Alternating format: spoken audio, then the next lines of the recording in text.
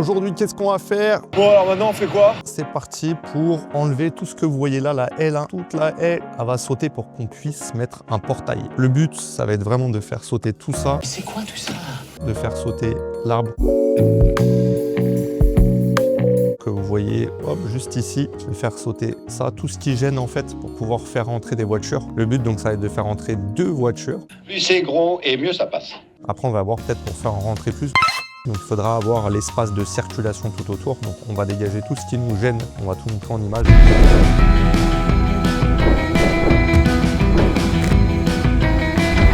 Objectif du jour, retirer toute la haie qui est ici pour pouvoir mettre un portail coulissant et faire rentrer des voitures.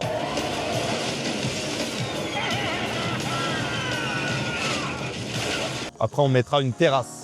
L'objectif sur la journée, dégager la haie, dégager tous les arbustes qui dérangent. Et après, on replantera bien sûr des arbres pour faire un jardin arboré et paysager. Donc l'objectif, ça va être vraiment de faire sauter tout ça, de faire sauter l'arbre aussi qui est là, d'enlever vraiment tout ce qui gêne pour avoir un maximum d'espace pour pouvoir faire le portail coulissant. Je vous montre tout ça en image. On se retrouve tout de suite. Grâce à la mini-pelle, on va enlever tous les arbustes et on va enlever tous les arbres qui gênent. C'est parti! Donc là, c'est un peu les boules parce qu'on doit couper l'arbre qui était juste là. Mais on va pas pouvoir le conserver parce que la terrasse, ça passe à cet endroit-là et ça risque d'être galère pour les voitures. Donc on est obligé de le couper. Et du coup, je vais replanter des arbres un peu plus loin. Et l'idée, c'est vraiment de faire un beau jardin arboré, notamment ici pour couper le vis-à-vis. De pouvoir mettre, hop, juste ici, là, tout le long. De pouvoir mettre des arbustes qui sont déjà de taille moyenne. Pour couper le vis-à-vis, on est en région parisienne, il y a beaucoup de pavillons autour. Donc l'idée, c'est de pouvoir être vraiment excentré. On a la chance d'être sur un L de rue et du coup d'avoir tout le jardin au milieu. Donc le but, c'est vraiment de se faire un petit cocon et que ça soit joli. Et ça tombe bien parce que c'est ce qu'on va faire après une fois que les travaux seront terminés.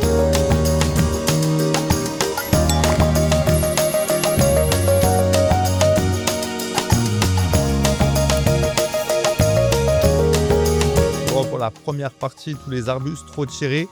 Qui est au milieu du terrain. Maintenant, on va traiter la deuxième partie. Moi, je suis spectateur. Et on va retirer la haie qui se trouve ici. Il faut pouvoir dégager, comme je vous ai dit, le terrain et pouvoir faire le portail avec le portail coulissant. Donc, vous avez un portail d'environ 3 mètres. Il faut laisser 3 mètres pour pouvoir faire coulisser le portail. Donc, on va retirer à peu près 6 mètres. D'autant plus qu'il y aura un coffret Enedis qui va se trouver ici environ là où il y a le trou. Donc, il y aura le coffret pour mettre le nouveau compteur, le nouveau tableau et le nouveau compteur pardon, Enedis.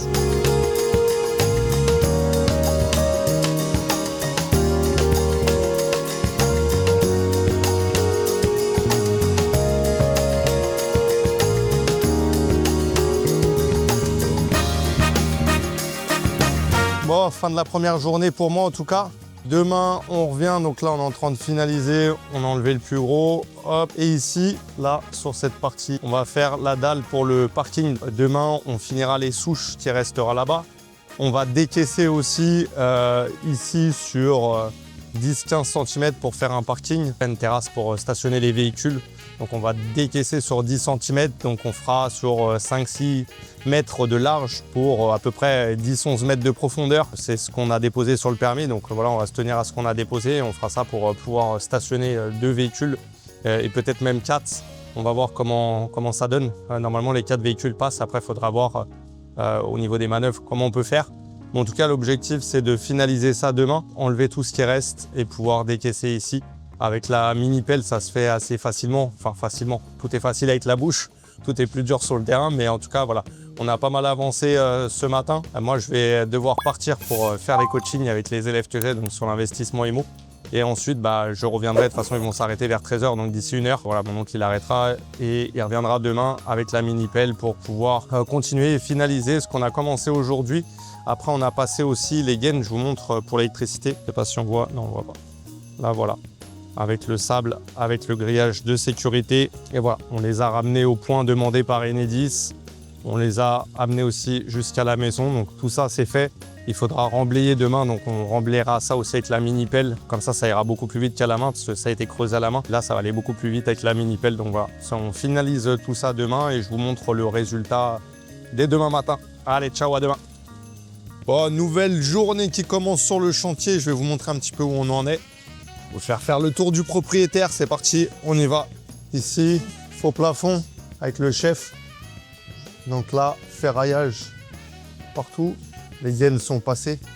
Il y a des trous là au plafond. Pourquoi il y a des trous? Pour récupérer les poutres et pouvoir faire passer les armatures partout. Comme ça, il y a les suspentes en fait qui viennent du faux plafond. Ici, c'est pas pareil. Ici, c'est montant partout. Mais comme là, la portée, elle est plus longue, elle est plus grande, on fait avec des fourrures et des rails. Donc là, tu vois, c'est différent. Et du coup, on est reparti chercher les poutres pour pouvoir fixer les suspentes et pouvoir fixer tout le ferraillage. Et du coup, on fait passer tout dans le faux plafond, toutes les gaines, que ça soit pour VMC, que ça soit pour l'électricité, tout passe dans le faux plafond. Et après, on s'est servi des saignées, même si au final, j'ai demandé à ce que tout soit plaqué. Je préfère que tout soit plaqué plutôt que ça refissure. Après, on ne sait jamais, on a fait des saignées partout. Je préfère avoir du placo, repartir sur une base propre plutôt que repartir sur quelque chose où on a ouvert partout, où ça peut refissurer, même si on met du grillage, qu'on enduit par-dessus. Ça, c'est fini. Aujourd'hui, je pense que tout sera plaqué. Hein, grand chef, c'est ça? Aujourd'hui, ça sera plaqué ou pas? Maintenant, vous allez mettre l'isolation. Isolation, et oui, ça peut être commencé. Pas fini. Pas fini parce qu'on a des ventilations et on a des ventilations pour l'aspirateur, pour les cuisines. On a des arrivées d'eau et d'évacuation, mais ça va être commencé. Ok. Et puis il y a l'entraînement pour apprendre la Marseillaise aussi. Après, ça va mettre plus de temps. Donc là, c'est pareil, tout est passé sur le plafond ici. Vous voyez toutes les gaines, donc tout passe dans les faux plafonds. Ici, c'est là où il y aura le tableau. Donc il y a toutes les gaines qui viennent. Et à chaque fois, l'avantage, c'est que sur les gaines, on vient marquer de choix PC, chambre 1, éclairage, dressing. Donc en fait, sur chaque étiquette, tu as ce qui va se passer. Donc ça, faut bien le faire, sinon tu es mort pour ton tableau. Là, il y a les nourrices pour tout ce qui est arrivé d'eau. Donc en fait, l'idée, c'est quoi? C'est de mettre une arrivée donc pour les toilettes, une arrivée pour la salle de bain, une arrivée pour l'évier, de façon à pouvoir couper s'il y a une fuite, c'est pas de devoir couper le général. C'est ça le gros avantage. Sur les autres parties, on n'a pas tellement avancé, hormis la tranchée donc, que EDF nous a demandé de faire. Il y a la gaine qui arrive. Hormis ça, on n'a pas trop avancé sur cette partie-là, plus sur la première partie qui correspondra le jour où je voudrais revendre à la première maison, mais pour l'instant qui correspond à tout ce qui est suite parentale dans un premier temps. Donc ça, c'est vraiment ce qui a avancé. Et sur l'extérieur, je vais vous montrer. On est en train de décaisser pour pouvoir faire le parking pour les voitures.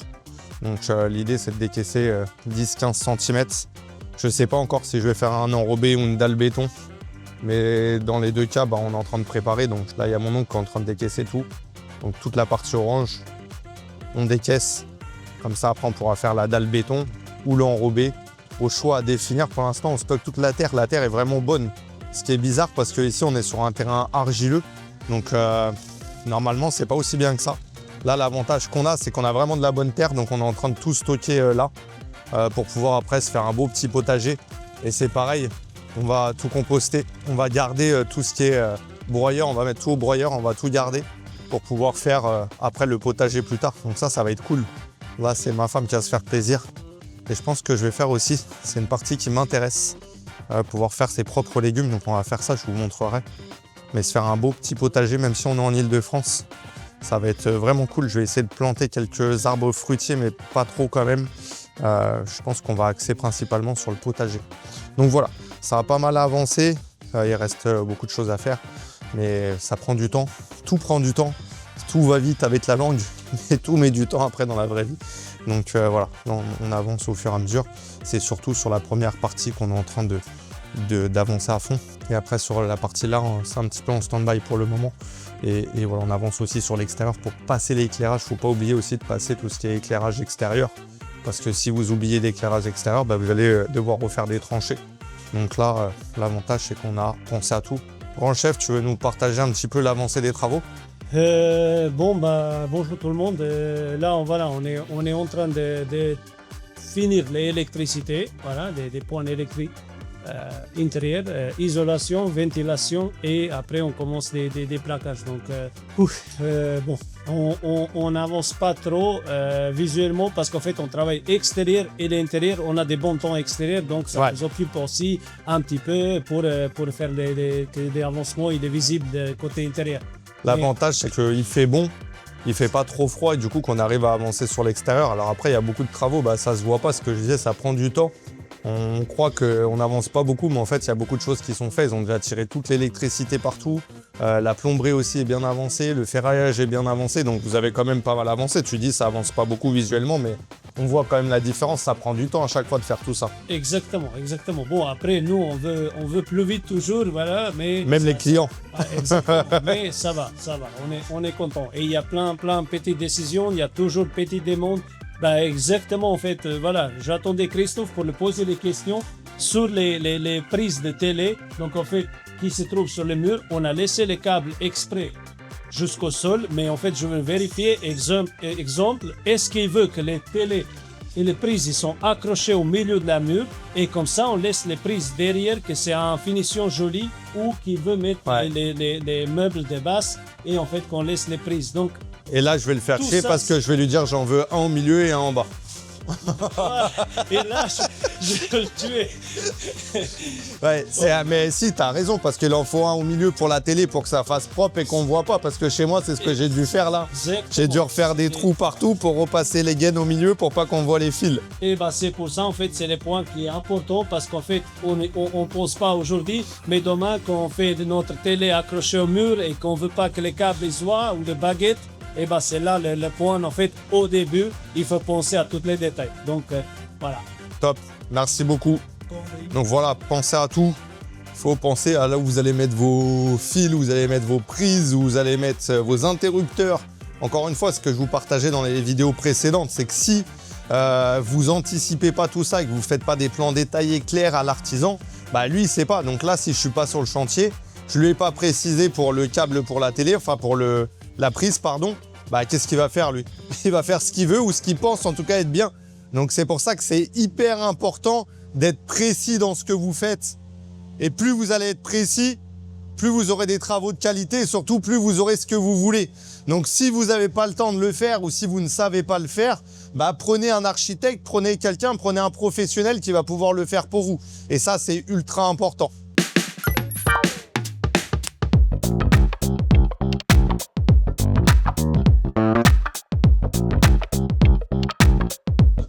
Bon, direction le dépôt. On va faire quoi au dépôt? On va décharger avec le chef. Matériel et récupérer l'autre matériel. Donc, on décharge, on récupère du matos, on va récupérer du matos pour les VMC. C'est ça, pour les VMC, un peu de maçonnerie et des planches, des contreplaqués, voilà. Yes, après on va à point P jeter toute la ferraille gratos. Donc ça évite d'aller à une déchetterie payante pour les professionnels, parce que pour les particuliers c'est gratuit, mais pour les professionnels c'est payant. Donc là à point P, ils récupèrent tout gratuit, donc on va acheter tout ce qui est montant, rail, tout ce qui est ferraille, les grilles et tout, etc. Parce que c'était pour récupérer 5-6 balles. Donc le chef il a dit non, on va pas perdre de temps. Et il a raison, le temps c'est de l'argent. Donc déjà quand vous faites des allers-retours, vous allez perdre un temps incroyable sur le chantier à faire ça, aller chercher du matos tout le temps, tout ce qui manque, aller jeter à la déchetterie, faire un nombre incalculable d'aller-retour à la déchetterie. Donc tout ça, ça prend du temps, donc on essaye de maximiser. Et en plus là, on est un petit peu au ski. Regardez, il y a des cabines, c'est incroyable. On est en région parisienne, et il y a des gens qui sont avec leur ski, ils vont faire du ski. Je sais pas ce que c'est que ça, mais c'est un sacré délire. Merci les impôts. On va à point P, on va décharger.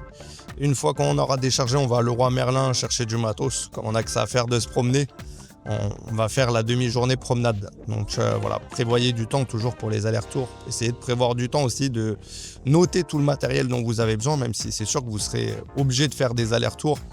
Essayez de noter le plus possible le matériel dont vous avez besoin. Faites-vous une liste avant chaque journée. Essayez en début de semaine si possible. Mais bon, ça c'est dans les films. Dans la réalité, c'est sûr que vous allez devoir passer tous les jours. Dès que vous avez du monde sur le chantier, il manque toujours un truc, des vis, de la colle, peu importe. Mais vous allez devoir faire des allers-retours. Donc voilà, prévoyez ça. Si vous êtes à la campagne, enfin en tout cas dans des zones rurales, vous allez devoir prendre du temps pour aller dans les magasins. Ils n'ont pas tout le temps les disponibilités, donc commandez en avance. Et quand vous êtes en région parisienne, bienvenue dans les bouchons. Quand on voit ça, on n'avance pas. On est au ralenti. Il m'a emmené dans son piège, dans son guêpier. Et là, le chef, il me dit, vas-y, viens avec moi. Je viens avec lui, je vais me promener. On va perdre la demi-journée pour aller chercher des conneries, du placo. Exactement, mais comme ça, tu te rends compte combien de temps, nous, des artisans, en vérité, on perd sur des choses comme ça, sur les bouchons, sur des temps perdus qu'on ne peut pas le facturer à client, on ne peut pas justifier qu'il y a tout le temps des accidents, qu'il y a tout le temps des bouchons, qu'il y a tout le temps des travaux, et qu'on ne sait pas des travaux, c'est des jours de férié, c'est des vacances, c'est tout le monde, en fait, voilà, des plaques portugais, français, italiennes, espagnols, voilà, donc on a tout sur la route parce qu'on se rapproche de Noël, et c'est une temps énorme qu'on perd et qu'on va être, même nous, on préfère d'être sur chantier, sauf que c'est pas possible parce qu'il faut chercher les matériels. Putain, les artisans, ils veulent toujours facturer le client, c'est incroyable, ils veulent toujours me facturer. Je viens avec lui, je lui fais le privilège d'être avec lui. Le chef YouTube est là et il veut me facturer, c'est incroyable. Et en plus, il me parle des plaques espagnoles, italiens, et on en parle des Serbes, putain, ils sont tous chez nous là. Et après, ça fait des bouchons. Chacun sait soi, frère, reste chez toi. Ça, il y a tous les Français là. Bon, enfin bref. Donc voilà, donc prévoyez du temps pour faire ça parce que sinon vous êtes cuit, anticipé. Et si vous voulez faire la gestion du chantier, vous allez morfler avec ça, avec le matériel. Après, il faut bien se répartir les tâches, je pense, parce qu'il y en a un qui est chocolat. C'est celui qui va aller chercher le matériel, il va passer ses journées à faire des allers-retours et il ne pourra jamais mettre un clou sur le chantier ou une vis. C'est même pas possible dès qu'il va arriver sur le chantier, pour l'avoir fait sur plusieurs chantiers. Dès que tu arrives, tu es tout content, tu te dis tu vas faire ton placo ou tu vas faire tes enduits, ta peinture. Ah non, c'est mort. Tu as toujours le plombier ou l'électricien qui te dit il manque des gaines, il manque des vis, il manque ça. C'est impossible. Donc prévoyez bien ça. On vient d'arriver au dépôt. Et là, vous avez la plus belle des voitures. Je vous montre ça. Putain, ça, c'était ma... T'en fais quoi de la voiture? T'en fais rien? Rien. Rien. On a utilisé en fait de temps en temps, mais là, ça fait un moment qu'il est là. Tu t'en servais quoi, voiture de chantier? Ouais. Celle-là, là, on a vu passer. Je vous le dis. Putain, des rails, des montants. Tout. La totale. Le tableau de bord, il est... Bon, c'est pas une vraie voiture de chantier, mais... Ça faisait le taf. Hein. Là, t'as tout le dépôt, là. Et je te sors la clim. On va travailler un petit peu. Et je vous récupère après. Quand on retourne sur le chantier ou quand on est au magasin tout à l'heure.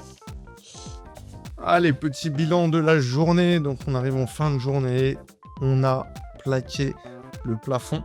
On a isolé et plaqué le plafond. Donc, ça, plafond du salon qui sera pour le moment...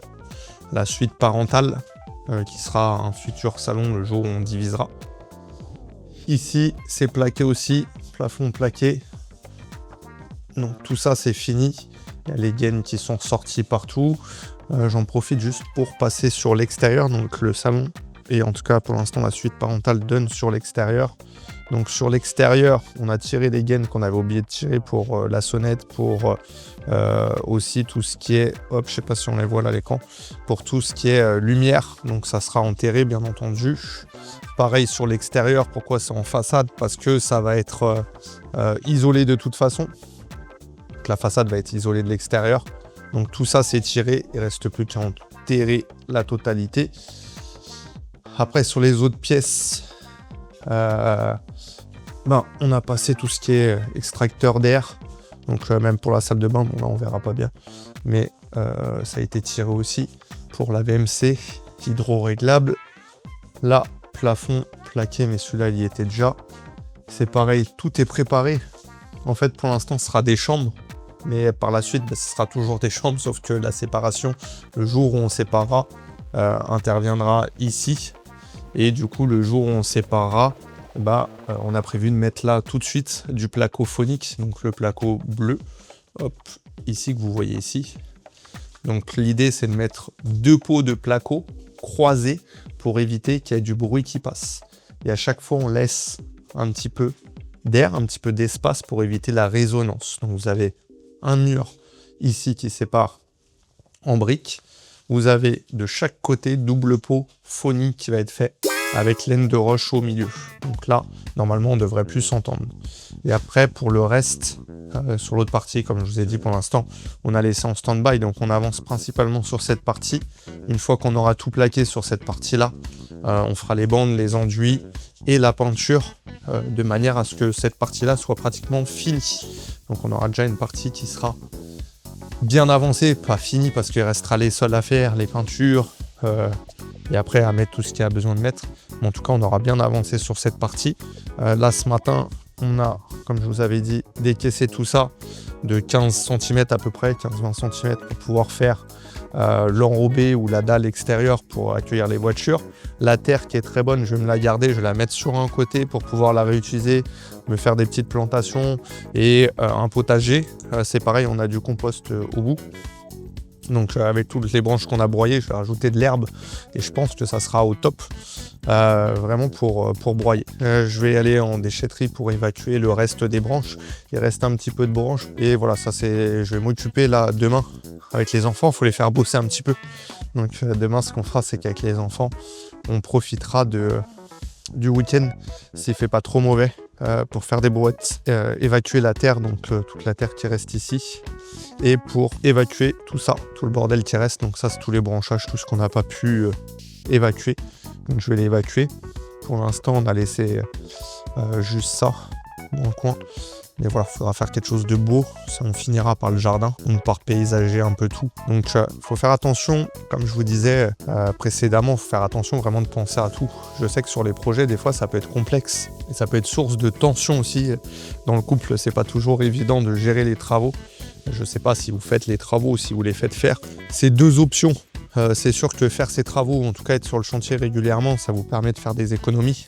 Maintenant, je vous conseille d'avoir quand même des connaissances ou alors de savoir que ça va vous prendre du temps et qu'il peut y avoir des difficultés, notamment si vous oubliez quelque chose. Moi, j'en suis pas à ma première rénovation et pourtant, j'avais oublié la prise pour le lave-vaisselle. Voilà, il y a toujours des oublis. En fait, c'est régulier. Vous n'allez pas penser à tout forcément.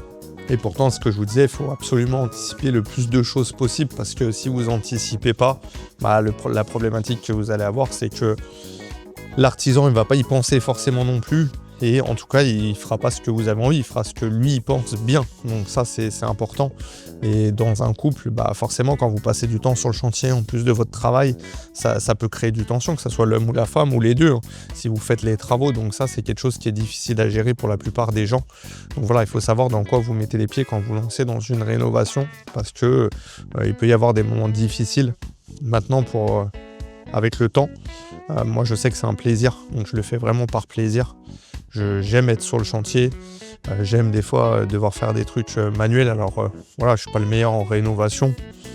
J'aime mieux faire le manœuvre, c'est-à-dire qu'on me dise tiens, tu fais ci, tu fais ça. Ce matin, on a dû charger les plaques, donc on en a chargé pas mal.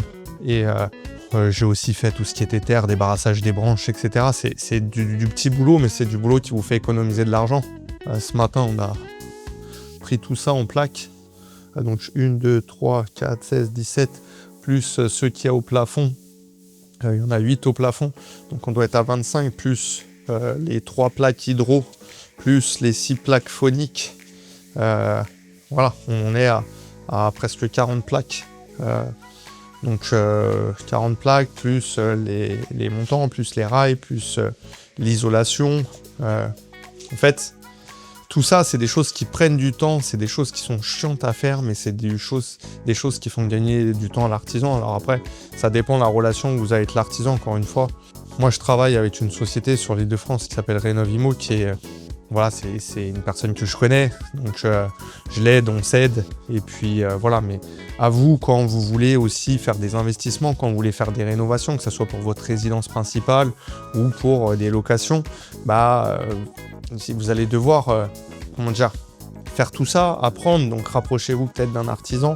Je sais que ça peut être difficile et se dire, ouais, lui, il a déjà les contacts, mais moi, au début, j'avais pas de contact non plus, je connaissais personne. Donc, à vous de vous rapprocher des gens et de voir comment on peut s'entraider. Quand vous commencez, c'est difficile. Hein. Quand on a commencé, on n'avait rien du tout aussi. Et au fur et à mesure, voilà, vous construisez un patrimoine. Mais c'est important d'être bien entouré. Pour bien s'entourer, il faut trouver des gens un petit peu dans différents corps de métier, que ce soit les artisans, que ce soit l'expert comptable, que ce soit le notaire. C'est des gens qui vont vous accompagner sur l'intégralité de votre projet. Donc voilà, peut-être que vous avez des connaissances dans des domaines que eux n'ont pas. Et le but, quand on part de zéro, c'est de s'entraider. Moi, avec l'artisan, je l'ai aidé à monter sa société, je l'ai aidé à développer sa société, je l'ai aidé aussi quand il a eu besoin de conseils pour la banque. Et lui, aujourd'hui, il m'aide sur mes travaux. Et voilà, c'est comme ça que vous allez avancer. Quand vous partez de rien, il faut trouver des arrangements, il faut trouver des éléments qui vont vous permettre de pouvoir avancer à moindre frais, j'ai envie de dire, ou en tout cas de serrer au niveau des frais que vous avez. Et puis voilà, c'est ultra important de pouvoir gérer son budget et d'optimiser son budget. Vous allez l'optimiser grâce aux relations que vous allez vous faire, grâce aux connaissances, en mettant la main à la pâte, même si c'est pas spécialement ce que je préconise, parce que pour des gens qui voudraient investir, je pense qu'il y a mieux à faire plutôt que faire ces travaux. Certes, vous allez payer plus cher en les faisant faire, mais par contre, vous allez passer plus de temps dans des choses qui vous rapportent de l'argent, comme trouver des biens rentables, comme obtenir vos financements. Donc, c'est des éléments sur lesquels il faut réfléchir en amont. C'est bien de faire des économies. Moi, j'en ai fait beaucoup en faisant mes travaux. Mais je pense que si c'était à refaire, je les ferais faire, parce que faire tous vos gros travaux, donc là, en l'occurrence, l'avantage que j'ai, c'est que je fais quand même faire beaucoup de choses. Je fais pas grand-chose. Je ferai les finitions parce que ça me fait plaisir. Mais aujourd'hui, je ne fais vraiment pas grand-chose sur les travaux. Je suis les travaux, mais par contre, je fais vraiment très peu. Donc c'est un choix, vous dire là où vous voulez mettre votre énergie. Est-ce que votre énergie, vous souhaitez la mettre sur les travaux? Est-ce que vous souhaitez la mettre sur la recherche de biens? Est-ce que vous souhaitez la mettre sur les relations bancaires? Enfin, il va y avoir des choix à faire et il ne faut pas se tromper dans cela. Après, c'est sûr, quand on commence, faire une partie de ces travaux, c'est pas négligeable parce que ça vous permet d'économiser beaucoup. Mais si c'est pas votre point fort et c'est pas là que vous voulez mettre votre énergie, il faut pas se casser la tête non plus. C'est pas obligatoire de faire ces travaux pour gagner de l'argent avec l'immobilier. Après, si c'est votre résidence principale, c'est plutôt se dire ok, est-ce que mon énergie, si je la mets dans les travaux versus la mettre dans mon activité professionnelle, quelle est la différence entre les deux? Est-ce que je gagne plus d'argent en restant focus sur mon activité professionnelle, ou est-ce que je gagne plus d'argent en faisant mes travaux? Combien je vais économiser en faisant mes travaux? Donc c'est tout ça qu'il faut voir, c'est vraiment une vision globale de vos projets. Donc faites attention à ça.